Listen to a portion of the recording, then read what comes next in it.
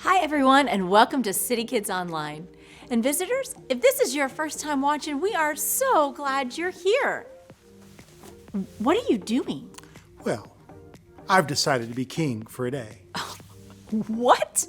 Yes, it's true, and because I'm king now, I must have some kingly music.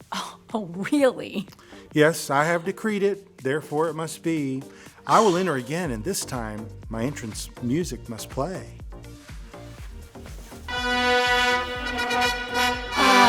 Don't you think that's a little over the top? Of course it is. It should be for a king, right? Should we do it again? No, hold on a minute. The kids are waiting. Sorry, you guys.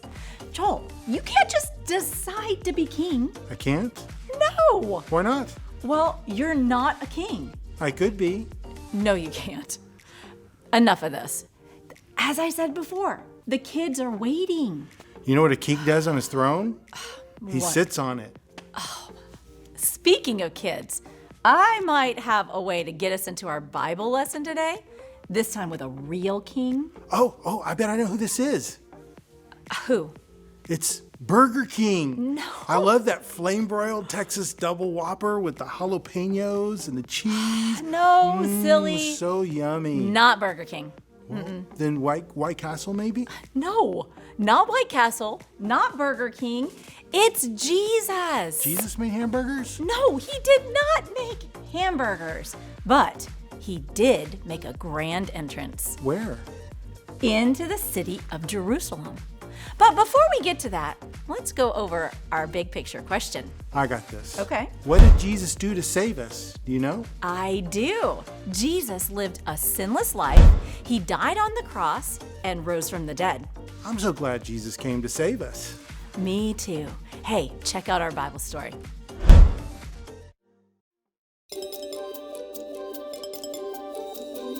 It was time to celebrate Passover, a special time to remember how God had freed his people from slavery in Egypt.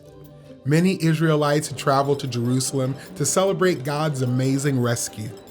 Jesus and his disciples were among the people who traveled to Jerusalem. When they neared Bethphage and Bethany near the Mount of Olives, Jesus sent two of his disciples ahead into a village. As soon as you enter the village, Jesus told them, you will find a young donkey tied there. No one has ever sat on it. Untie it and bring it here. If anyone says to you, why are you doing this? Say, the Lord needs it. The disciples did as Jesus asked.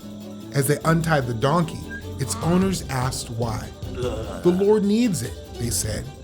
Then they brought the donkey to Jesus, threw their robes onto the donkey, and helped Jesus get onto it. People spread their robes along the road for Jesus, and others spread palm branches cut from the fields. The whole crowd praised God with a loud voice for all the miracles they had seen. Hosanna, they said. Blessed is he who comes in the name of the Lord. Hosanna in the highest heaven. The word Hosanna means save now. The people welcomed Jesus as their promised king. They hoped he would save them from the Romans. Some religious leaders asked Jesus to tell his disciples to be quiet. Jesus answered, if they did not praise me, the rocks would praise me. While Jesus was in the temple complex, people who were blind and people who were lame came to him. Jesus healed them. The blind and lame would not have been allowed to worship in the temple. Other religious leaders saw Jesus' miracle and heard the children saying, Hosanna to the Son of David. They were very angry and asked Jesus, do you hear what these children are saying? They were saying Jesus is the king. Yes, Jesus told them.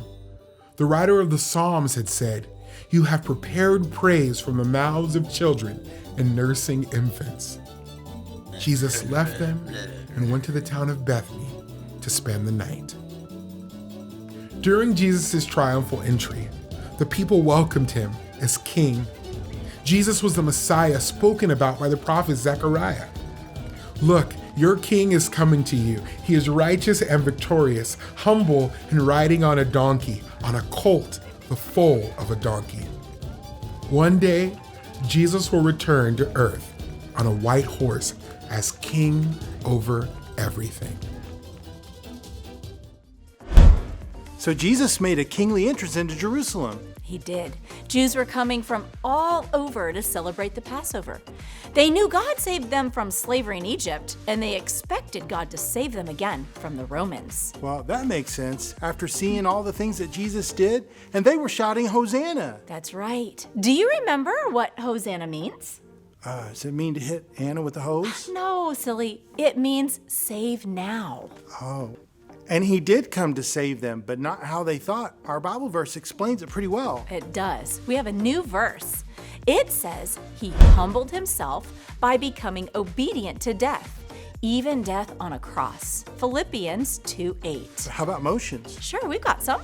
They go like this. He humbled himself by becoming obedient to death, even death on a cross. Philippians 2:8. What does it mean to be humbled? Oh, that means to be brought low or be less important. Kind of like the opposite of being proud or arrogant? Exactly. Instead of thinking of himself as important, which he was, the most important, he thought of others before himself. Man, that's amazing.